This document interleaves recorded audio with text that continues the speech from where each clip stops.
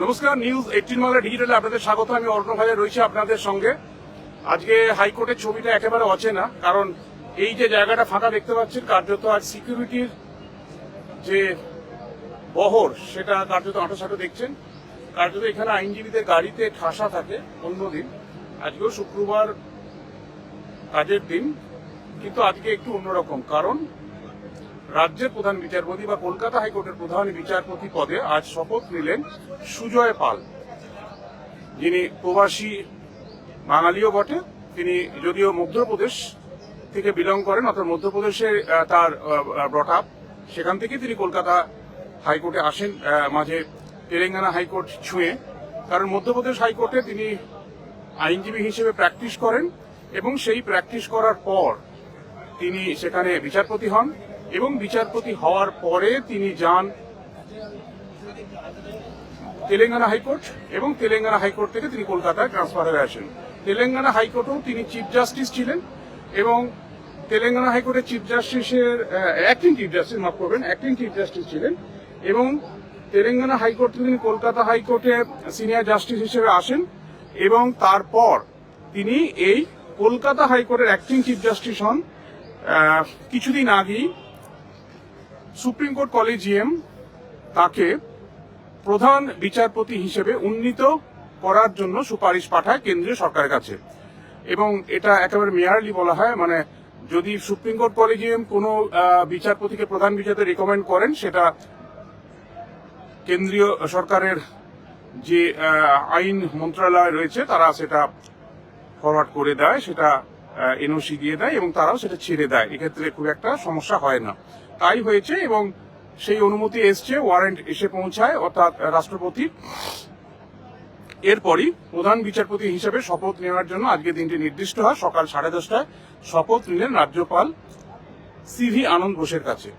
কিন্তু আজকের অন্যতম গুরুত্বপূর্ণ যে বিষয়টা, সেটা একটু আপনাদের সাথে আলোকপাত না করলে হবে না।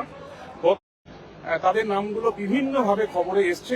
গত 8 জানুয়ারি তার পরবর্তী ঘটনাক্রম মেনে বিভিন্ন পরিস্থিতি তাদের নামগুলি এসছে। গতকালও এসছে সুপ্রিম কোর্টের মামলা, ইডির মামলার প্রেক্ষিতে, এবং সেই নাম আসার পর আজকে আমন্ত্রিত ছিলেন তারা। কারণ প্রশাসনিক পদে শীর্ষ আমলা যারা, অর্থাৎ রাজ্যের মুখ্য সচিব নন্দিনী চক্রবর্তী, রাজ্যের পুলিশ অধিকর্তা,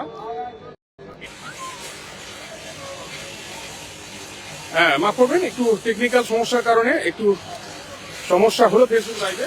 আমি যেটা বলছিলাম, আজকের এই অনুষ্ঠানটা একটা বলা যায় কোরাম বা একটা প্রোটোকল রয়েছে, যেখানে রাজ্যের যিনি প্রধান সাংবিধানিক রাজ্যপাল, তিনি শপথ বাক্য পাঠ করান। এক্ষেত্রে প্রধান বিচারপতি পদে যিনি শপথ নেবেন এবং সেই প্রধান বিচারপতি পদে শপথ নিলেন, তাকে শপথ বাক্য পাঠ করালেন। এবং আজকে 1 নম্বর আদালত কক্ষে যেখানে শপথ অনুষ্ঠান হলো, সেখানে কার্যত চাঁদের হাত ছিল। রাজ্যের তরফে মন্ত্রী চন্দ্রিমা ভট্টাচার্য উপস্থিত ছিলেন, রাজ্যের বিধানসভার স্পিকার বিমান বন্দ্যোপাধ্যায় তিনি উপস্থিত ছিলেন, রাজ্যের DGP Rajeev Kumar, Kolkata police commissioner Manoj Verma তিনি এই অনুষ্ঠানে উপস্থিত ছিলেন।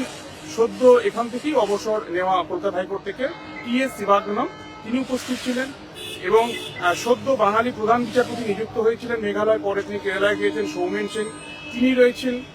এছাড়াও কলকাতা হাইকোর্টে যারা বিচারপতি তারা রয়েছেন, আর এছাড়াও একাধিক বিচারপতি যারা আমন্ত্রিত ছিলেন এই অনুষ্ঠানে, তার প্রত্যেকেই এসছিলেন এবং কথা বলতে গিয়ে প্রত্যেকেই সম্বোধন করলেন প্রধান বিচারপতি সুজয় পাল শপথ বাক্য নিয়ে, এবং তিনি এই হাইকোর্টের সঙ্গে তার কিরকম একটা আত্মিক যোগ তৈরি হয়েছে তিনি সেটা বোঝানোর চেষ্টা করলেন। সুজয় পাল তিনি সার্ভিস ম্যাটারে পারদর্শী বলে আমরা জানি, এখানে মামলা হিসেবে দেখেছি, কিন্তু প্রধান বিচারপতি যখন শপথ নিলেন, সেখানে প্রধান বিচারপতি যিনি হন কলকাতা হাইকোর্টে, তিনি মাস্টার অফ পোস্টার হন, তার অ্যাডমিনিস্ট্রেটিভ পাওয়ারটাও থাকে। অর্থাৎ একজন বিচারপতি হিসেবে তাকে কাজ করলেই হয় না, তার সঙ্গে প্রশাসনিক কাজও করতে হয়। রাজ্যে একেবারে কুচবিহার থেকে কাকদ্বীপ পর্যন্ত যদি আমরা বিভিন্ন ডিস্ট্রিক্ট জুডিশিয়ারিগুলো দেখি, তাতে কিন্তু একটা বিশাল এলাকা এবং টোপোগ্রাফি অনুযায়ী কিন্তু প্রায় 6 থেকে 7টা ক্লাইমেট জোন রয়েছে সেখানে। সেই সব কিছুর প্রশাসনিক দক্ষতার সঙ্গে সামলাতে হয় যিনি প্রধান বিচারপতি হন। এবং এখানে তিনটে আইনজীবীদের সংগঠন রয়েছে, আইএলএস রয়েছে, বার লাইব্রেরি রয়েছে, বার অ্যাসোসিয়েশন রয়েছে, তাদের সঙ্গে সমন্বয় রেখে চলা শুধু তাই নয়, এখান থেকে দুটো সার্কিট বেঞ্চ সেটা নিয়ন্ত্রিত হয়, একদিকে জলপাইগুড়ি সার্কিট বেঞ্চ, অন্যদিকে পোর্ট ব্লেয়ার অর্থাৎ আন্দামান নিকোবর দ্বীপপুঞ্জে পোর্ট ব্লেয়ার সার্কিট বেঞ্চ। এই সবকিছু দেখতে হয়। এমন একটা সময় আজকে উপস্থিত থাকলেন রাজীব কুমার, এবং ঠিক আজকের পর ঠিক কালকে শনিবার দিন, কালকে দুপুর 2টোয় জলপাইগুড়ি সার্কিট বেঞ্চ অর্থাৎ হাইকোর্টের নিজস্ব ভবনে সেটা উদ্বোধন হবে। প্রধান বিচারপতি আসছেন দেশের সুপ্রিম কোর্টের সূর্যকান্ত, একই সঙ্গে বাঙালি বিচারপতি যারা সুপ্রিম কোর্টে রয়েছেন, বিচারপতি জয়মাল্য বাগচি, বিচারপতি দীপঙ্কর দত্ত, তাদেরও সেখানে উপস্থিত থাকার কথা। কালকেও এক কার্যত নক্ষত্র সমাবেশ হবে। আর আরো একটা বিষয়, আজ দুপুরেই উত্তরবঙ্গের উদ্দেশ্যে উড়ে যাচ্ছেন মুখ্যমন্ত্রী মমতা বন্দ্যোপাধ্যায়, তিনিও এই অনুষ্ঠানে যোগ দেবেন। অর্থাৎ কালও আজকে যিনি শপথ নিলেন প্রধান বিচারপতি সুজয় পাল, দেশের প্রধান বিচারপতি সূর্যকান্ত, মুখ্যমন্ত্রী মমতা বন্দ্যোপাধ্যায় এক মঞ্চে দেখা যাবে জলপাইগুড়ি সার্কিট বেঞ্চে নিজস্ব ভবন উদ্বোধনে। সব মিলিয়ে এই সপ্তাহটা কলকাতা হাইকোর্ট এবং হাইকোর্ট রিলেটেড যে সমস্ত মানুষজন বা যাদের কৌতূহল রয়েছে তাদের জন্য অবশ্যই একটা চোখ রাখার মতো বিট হতে পারে এটা। সব মিলিয়ে দেখা যাক কালকে কোন রকম বার্তা দেন কিনা সূর্যকান্ত, প্রধান বিচারপতি সার্কিট বেঞ্চ থেকে। প্রধান বিচারপতি সুজয় পাল হলেন, তিনি তার সঙ্গে কোন রকম কিছু আলাপ আলোচনা হয় কিনা, অবশ্যই কালকে সেদিকেও নজর থাকবে। আপাতত এই পর্যন্তই। নক্ষত্র সমাবেশ হয়েছিল বলাই যায়। একই সঙ্গে শপথ নেওয়ার পর এই মুহূর্তে কিন্তু একটু একটু করে ভিড় পাতলা হচ্ছে। আমি আরেকবার ছবিটা দেখাই, ভিড় পাতলা হচ্ছে। ইতিমধ্যে ডিজিপি রাজীব কুমার বেরিয়ে গিয়েছেন, একই সঙ্গে বেরিয়ে গেছেন রাজ্যের মুখ্য সচিব নন্দিনী চক্রবর্তী, কলকাতা পুলিশ কমিশনার মনোজ ভার্মা, রাজ্যপালও ইতিমধ্যে এখান থেকে বেরিয়ে গিয়েছেন। এই মুহূর্তে ফের এবার এজলাসের যে কাজ, বিচারের যে কাজ, সেই কাজগুলো এবার শুরু হবে।